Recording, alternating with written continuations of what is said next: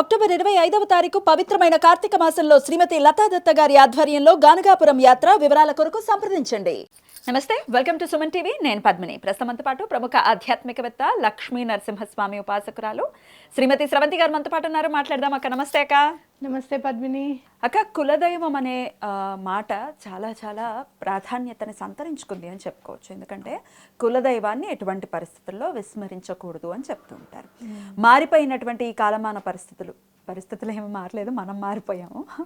మా పెద్దవాళ్ళు చెప్పలేదండి మాకు మా కులదైవం ఏంటో తెలియదు అంటే ఇప్పుడు కొంత ఈ 30s నుంచి కూడా కొంత డైవర్ట్ అవుతున్నారు, మళ్ళీ సనాతనం వైపుకి మొగ్గు చూపుతున్నారు. చాలా చాలా సంతోషం. అయితే ఎట్లా మరి మా కులదైవం ఎవరో తెలియదు, రకరకాల మేము కష్టాలు ఇబ్బందులు పడుతూ ఉన్నాము, ఎలా తెలుసుకోవాలి మా కులదైవాన్ని అనేది ఒకటైతే, మా కులదైవం తెలుసు కానీ ఏం పద్ధతుల్ని అనుసరించాలి, ఎలా పూజ చేయాలి, ఏంటి ఇవన్నీ ఏమీ తెలియదు, మేము ఎట్లా కులదైవాన్ని ఆరాధించాలి, ఈ రెండు విషయాలని ఒకసారి చెప్పండి అక్క.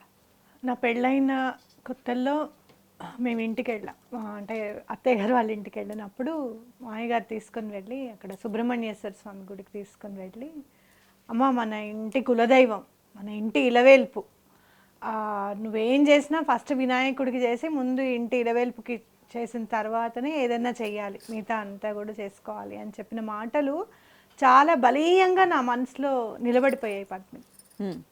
అంటే సుబ్రహ్మణ్యేశ్వర స్వామి అలా అదొకటి, మాకు మా ఇంటి పేరుతోనే ఊరుందనమాట కొమరవోలు. అక్కడికి మేము వెళ్ళినప్పుడు అసలు పెళ్ళైన వెంటనే తీసుకెళ్ళాలట మమ్మల్ని తీసుకెళ్ళకపోతే అక్కడ బ్రాహ్మడి మీదకి స్వామి వచ్చేస్తారు. వచ్చి అసలు పెళ్ళైన వెంటనే ఎందుకు తీసుకురాలేదు అని మా మామగారిని నిలదీశారు స్వామి. అంటే ఎందుకు చెప్తున్నాను ఈ విషయము అని అంటే, ఇంటి ఇలవేల్పు అనేసరికి మనకి ఇంటి పెద్ద మననైతే ఎలా కాపాడుతాడో, ఇంటి కులదైవము ఇంటి దేవుడు అంటారు ఇక్కడ వాళ్ళు, అలానే కాపాడుతాడు అనేది మనం గట్టిగా నమ్మాలి. మీరు ఎవరైనా ఇష్టదేవత ఎవరైనా ఉండనివ్వండి, గురువు ఉండనివ్వండి, ఎవరైనా ఉండనివ్వండి, కానీ ఫస్ట్ కులదైవం అనేది చాలా ఇంపార్టెంట్ అనమాట. అది గుర్తుపెట్టుకోవాలి. సరే, మనకి తెలియదే అని అనుకో, నేను ఇద్దరికి చెప్పాను ఈ మెథడ్, మీ అందరికీ కూడా ఉపయోగపడుతుందని చెప్పి ఆన్లైన్లో అడిగిన వెంటనే చెప్తున్నా. 2 చేతులు ఎత్తి ఆకాశానికి దండం పెట్టుకొని మా ఇంటి కులదైవం ఎవరైతే ఉన్నారో వాళ్ళకి నేను చెప్తున్నా, ఎటువంటి పరిస్థితుల్లోనూ నాకు తెలిసి మీరు నా చేత పూజలు అందుకోవాలి అని చెప్పి నేను కోరుకుంటున్నాను. అది తొందరగా జరగాలి అని అనుకుంటున్నా.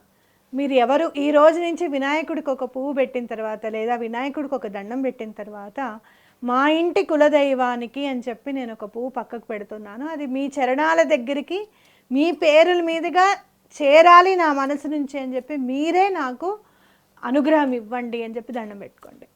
ఇది నేను ఇద్దరికి చెప్పాను. ఒకళ్ళేమో 1 రోజుల తర్వాత చెప్పారు, ఏమండి లలితా పరమేశ్వరి దేవి బలానా ఊర్లో ఉన్నారట, మా ఇంటి కులదైవం అని మాకు తెలిసింది ఈ 1 రోజుల్లోనూ, మీరు చెప్పినట్టే చేస్తున్నామని ఒకళ్ళు చెప్పారు. చెప్పినప్పుడు మనం అనుకోకుండా ఒకసారి ఎప్పుడన్నా ఎలా తెలియకపోతే ఎట్లా అని చెప్పి మనం ఇద్దరం చేసిన వీడియోనే అయి ఉండాలి ఖచ్చితంగా. చేసుకున్నప్పుడు మా ఇంటికి ఒకళ్ళు క్లయింట్స్ వచ్చారు, పిల్లల్ని తీసుకుని వచ్చారు. వాళ్ళు వస్తూనే మీకు ముందు ఫస్ట్ థ్యాంక్స్ అని చెప్పాలండి అని అన్నారు. ఎందుకు అనంటే, మా ఇంటి కులదైవం ఎవరో తెలీదు, మేము శ్రీశైలం వెళ్ళి దిగుతున్నాం కొండ, దిగుతున్నప్పుడు మనకు కూడా కులదైవం ఉంటే ఎంత బాగుండు, తెలిస్తే ఎంత బాగుండని మేము అనుకోవడము. ఇట్లా స్రవంతి గారు చెప్పారండి దండం పెట్టుకుంటే అయిపోతుందిట అంటే, నేను ఇంకా స్టీరింగ్ కూడా ఆపకుండా దండం పెట్టుకున్నాను మనసుతో. దండం పెట్టుకుంటే మాకు తెలిసిన వాళ్ళు ఎవరో చుట్టాలు ఫోన్ చేశారు, ఇంటి కులదైవం తెలియట్లేదు అని చెప్పి వాళ్ళతో చెప్తే, అరే శ్రీశైలం మెట్లు కొండ దిగుతూ ఉంటేనే రా కులదైవం ఉందని చెప్పారు. ఆ వాక్ అయిపోయాం మేము. వచ్చేటప్పుడు అక్కడికి వెళ్ళి మేము దండం పెట్టుకుని వచ్చామని చెప్పారు. చూసా అంటే ఎంత బలంగా వాళ్ళు కోరుకున్నారు అనేది అర్థమవుతోంది. మనస్సుతో కోరుకుంటే ఎటువంటి పరిస్థితుల్లోనూ ఏ పనైనా ధర్మబద్ధమైనది ఖచ్చితంగా నెరవేరుతుంది అనేది గుర్తుపెట్టుకోవాలి మనం త్వరతగతిన. ఒక్కొక్కళ్ళ మన కర్మ పరిపక్వం ఏదో ఒక్కోసారి ఇట్లానే 1 గంటలో అవ్వచ్చు, 1 నిమిషంలో. మన నమ్మకం ఎట్లా ఉంటే అంత తొందరగా పరిపక్వం అయిపోతుందంట.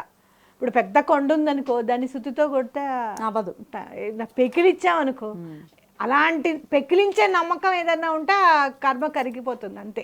అంత దృఢంగా ఉండాలి, అంత దృఢంగా ఉంటే కర్మ కూడా తొందరగానే కరిగిపోతుందని చెప్పుకోవచ్చు అనమాట. కాబట్టి కులదైవం విషయంలో తప్పకుండా మీరు తెలుసుకోవాలి. మీకు తెలియదు అంటే మా ఇంటి కులదైవము అని చెప్పి చక్కగా అక్కడ ఒక పువ్వు పెట్టండి, అంతే కదా. ఎక్కడైనా సరే భగవంతుడు అనేవాడు మనం పూజ చేస్తూ ఉంటే గనక చాలామంది నన్ను అంటారు, పాలు పోస్తేనా శివుడికి అభిషేకం అని వాళ్ళు అన్నారమ్మా వీళ్ళు అన్నారమ్మా అని చెప్తుంటే నేనంట అది కాదు, నేచర్ని భగవంతుడి కోసం యూజ్ చేస్తే నేచర్ పొంగిపోయి ఇంకా ఎక్కువ ఉపాధులు వనరులు ఇవ్వడానికి నేచర్ సంసిద్ధమవుతుంది అనేది గుర్తుపెట్టుకోవాలి మనం.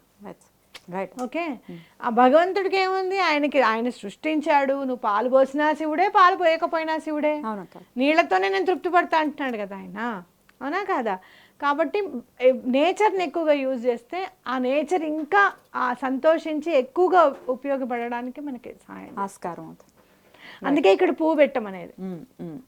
ఆ పువ్వు ఎప్పటికైనా నేను చేరాలి పాదాల దగ్గర అనేది ఖచ్చితంగా రాసి పెట్టి ఉంటుంది. నేను గట్టిగా నమ్ముతాను ఈ విషయాన్ని మాత్రం.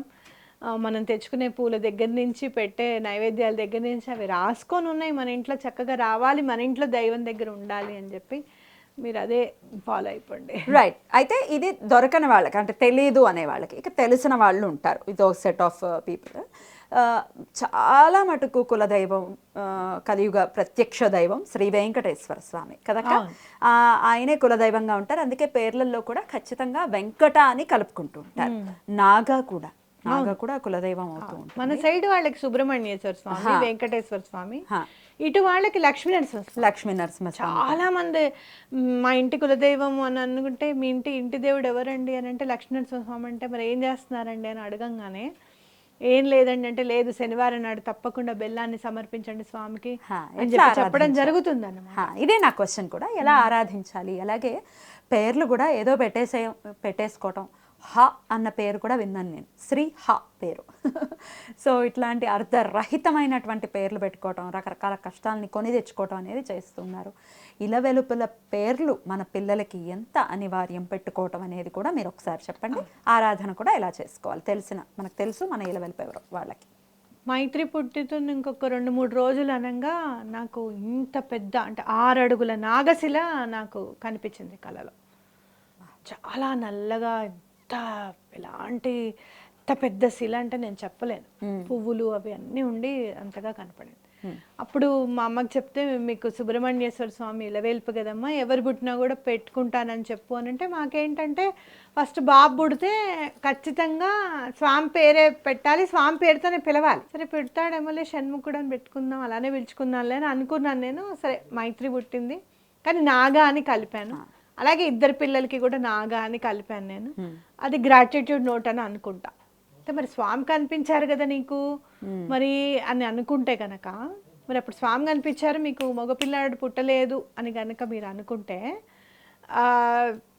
చాలా బాధల్లో ఉండి నేను కొంచెం ముందుకు వస్తున్నాను. ఇంకా 2016లో నేను న్యూమరాలజీ నేర్చుకున్నాను, ఇంకా నేను పెడదాము అని అనుకుంటున్నప్పుడు ఏమంటే బలానా దగ్గర హనుమాన్ చాలీసా చదువుతున్నాం, సుందరకాండ హోమం కూడా ఉంది, మీరు వచ్చిన వాళ్ళని వాలంటీర్గా ఉండి మేనేజ్ చేయాలి, వాళ్ళ పేర్లు కార్డు రాసి వాళ్ళకి ఇవ్వాలండి, మీరు వస్తారా అని అడిగితే నేను మా చెల్లెలు వెళ్ళాం.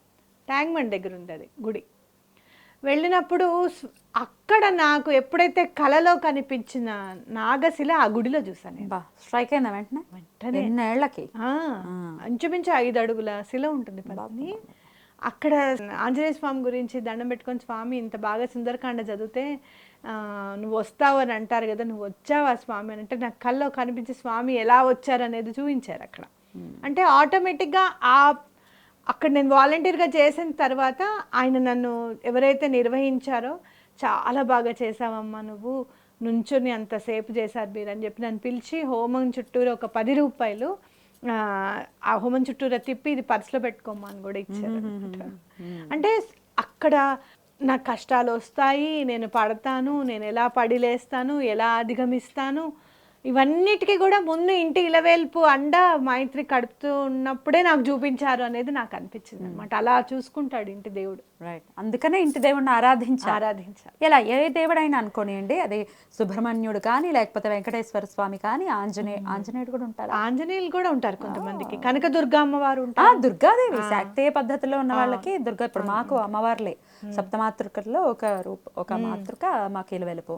మరి ఎట్లా మేము ఎలా ఆరాధన చేసుకోవాలి? ఎలా ఆరాధన చేసుకోవాలి అంటే మీకెవరు సప్తమాతృకల్లో? మాకు సప్తమాతృకులు మొత్తం కూడా మొత్తం 7 కూడా ఏడుగురు శ్రీశైలంలోనే ఉన్నారని మా అత్తయ్య గారు చెప్పడం జరిగింది. 7 సప్తమాతృకలు అని అంటే గనక లలిత అమ్మవారి లలిత సహస్రనామం తప్పకుండా శుక్రవారం చదువుకోవాలి. అందులో సప్తమాతృకల్లో ఎవరు? మనకి వారాహిదేవి. అందుకే ఊరికనే రాలా వారాహిదేవిని జీవితంలోకి. బ్రాహ్మి ఊరికే రాలేదు. కాబట్టి అంటే ఎక్కడో ఒక లింక్ అనేది తప్పకుండా ఉంటుంది. వారాహి అమ్మవారి 12 నామాలన్నా చదువు కనీసం. ఓకేనా? లలిత సహస్రం శుక్రవారం అంటే నువ్వు ఆఫీస్కి వస్తావు, ఇంటికి వెళ్ళి బాబు ఉన్నాడు కనుకుంటే కనుక వారాహి అమ్మవారి కనీసం 12 నామాలన్నా కానీ శుక్రవారం చదువుకో తప్పకుండా. అమ్మవారి ఇల్లు వెలుపుగా ఉన్న వాళ్ళు అలాగే చదువుకోవచ్చు కదా? నాకు చెప్తున్నారని కాదు, మీకు కూడా చెప్తున్నా. లలిత సహస్రమంలో సహస్రనామాల్లో 25 నామాలు ఉన్నాయి, చాలా ఇంపార్టెంట్ అయినవి. అవి కూడా చదువుకోవచ్చు అనమాట. అలాగే అమ్మవారికి తప్పకుండా మీరు క్షీరాన్నం అనేది నైవేద్యం పెట్టాలి, పులిహార అనేది నైవేద్యం పెట్టాలి. ఓ శుక్రవారం పులిహార, ఓ శుక్రవారం క్షీరాన్నం అనేది తప్పకుండా నువ్వు నైవేద్యం పెట్టు. అలవాటుగా చేసుకోవాలి. మిరియాలు, అదేంటి కొంచెం కారం వస్తువులు ఏమైనా సరే అవి గనక మీరు ఎక్కువగా నైవేద్యం పెట్టడానికి ఇష్టపడండి. కట్టు పొంగల్ అట్లా ఘాటుగా ఉన్నవి అమ్మవారికి ఇష్టం కాస్త అలాంటివి. అలాగే సుబ్రహ్మణ్యేశ్వర స్వామి అనుకో, చక్కగా మీరు ఇంటి పూజ రూమ్లో చక్కగా పసుపు రాసేసి నామం పెట్టి మీరు మాల వేస్తారు, ఏది దూదితో పత్తితో. ఆ మాల అంటిస్తే కూడా చాలా ఇష్టం స్వామికి, చాలా అంటే చాలా ఇష్టం. లేదు అంటే అలా అలవాటు లేదండి మాకు అంటే కనుక సుబ్రహ్మణ్యేశ్వర స్వామి శిలలు ఉంటాయి కదా, నాగశిలలు, చక్కగా మంగళవారం కానీ ఆదివారం కానీ నెలకొక షష్ఠి రోజు కానివ్వండి వెళ్ళి అక్కడ పాలు పోసి రావడం అనేది చాలా ఇంపార్టెంట్. లేదు అండి మాకు అట్లా కుదరదు అంటే ఇంట్లో మంగళవారం సుబ్రహ్మణ్య అష్టకం చదువుకోండి, కరావలంబ స్తోత్రం చదువుకోండి, చాలా మంచిది. వెంకటేశ్వర స్వామి శనివారం పిండి దీపం పెడితే ఇంకా స్వామి మీ ఇంట్లోనే అద్భుతం. శ్రవణ నక్షత్రం మర్చిపోకండి. మీరు ఏ దేవీ దేవతలను మీకు తెలిసినప్పుడు అమ్మవారికి ఇప్పుడు అమ్మవారు ఉన్నారనుకో, ఆ నక్షత్రం ఏంటి అనేది చూసుకొని అమ్మవారికి ఆ రోజు ప్రత్యేకంగా ఏదైనా చేయడం. లక్ష్మీ నరసింహస్వామి ఉన్నారు, స్వాతి నక్షత్రం నాకు చాలా ఇష్టం. మైత్రికి వచ్చినప్పుడు నేను అడిగా, మా ఇంటి లెవెల్ సుబ్రహ్మణ్యేశ్వర స్వామి లేదు నాయన, నువ్వెందుకు వచ్చావు? చిన్నపిల్లలాగా ఆలోచిస్తాం ఒక్కొక్కసారి మనం. అంటే స్వామి అన్నారు, నేను ఎవరి నీడలో ఉన్నాను చూడు వస్తున్నారు, పడగ నీడలో ఉంటారు కదా. అవును స్వామి కరెక్ట్. ఇప్పటికీ నీకు తెలుసు కదా, ఆల్మోస్ట్ 80 నెలల నుంచి స్వాతి నక్షత్రం రోజు హోమం చేస్తాం. అట్లా ఇన్కల్కేట్ చేసుకోగలిగితే అండ తప్పకుండా ఉంటుంది అనేది గుర్తుపెట్టుకోవాలి. శివుడు ఇలవేల్పు అయితే కనుక మీరు ఏం చేస్తారు అంటే అభిషేకం స్వామికి ఎవ్రీ మాస శివరాత్రి మర్చిపోకండి. ఎటువంటి పరిస్థితుల్లోనూ 1 సంవత్సరం చేయండి, ఆటోమేటిక్గా లైఫ్ టర్న్ అయిపోతుంది అనమాట. అద్భుతం. ఆయన ఉంటే అన్నీ ఉన్నట్టే. ఇంకా శనివారం అంటే వెంకటేశ్వర స్వామి అన్నాను, విష్ణుమూర్తి అయినా శ్రీరాముడైనా ఎవరి ఇలవెలుపు అయినా కూడా, కృష్ణుడే మా ఇలవెలుపు అనుకున్నా కూడా శనివారాలు. ఇప్పుడు రాముల వారు అనుకోండి, పునర్వసు నక్షత్రం మర్చిపోకండి, పూర్వాషాఢ నక్షత్రం మర్చిపోకండి. పూర్వాషాఢ ఆంజనేయ స్వామిది కదా, పూర్వభద్ర ఆంజనేయ స్వామిది కాబట్టి మర్చిపోకండి. అట్లా చేసుకుని ఖచ్చితంగా కృష్ణుడైతే రోహిణి అలా ఇంకల్కేట్ చేసుకుని ఆ ఆరాధన ఆ రోజున చేసుకోమండి. బ్యూటిఫుల్ అక్క, చాలా బ్యూటిఫుల్గా ఎక్స్ప్లెయిన్ చేశారు. ఇంకా దీనికి సంబంధించి ఇంకా వివరంగా ఈ దైవానికి అయితే ఎలా చేసుకోవాలి అని ఒకవేళ మీరు ఇంకా తెలుసుకోవాలి అనుకుంటే కనుక కమెంట్ సెక్షన్లో కమెంట్ చేయండి, అవి మేము ఖచ్చితంగా అడ్రస్ చేస్తాం. థ్యాంక్ యూ అక్క, నమస్తే.